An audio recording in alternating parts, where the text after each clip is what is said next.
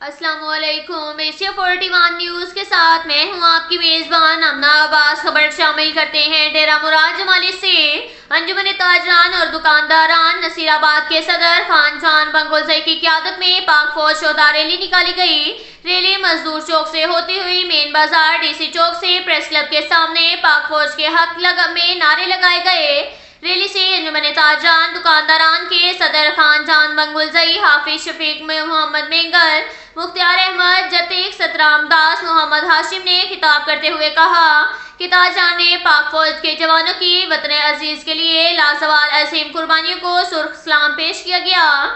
انہوں نے کہا کہ پاک فوج کے جوان وطن عزیز کی دفاع، سلامتی اور استحکام کے لیے بے پناہ قربانیاں دے رہے ہیں۔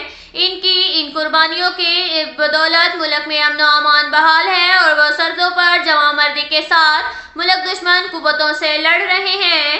شہدا کی لہو کو ہرگز رائے گاہ نہیں جانے دیا جائے گا۔ پوری قوم پاک فوج کے ساتھ ہر محاذ پر شانہ بشانہ کھڑی ہے۔ ریلی کونسلران احمد نواز بنگلزئی، امداد علی، رب نواز حسینی، ہوٹل یونین کونسل کے صدر عبدالصمد گرانی، عبدالستار ڈومکی، مٹھا خان سولنگی، استاد قادر بخش لہڑی سمیت دیگر تاجر برادری نے بڑی تعداد میں شرکت کی۔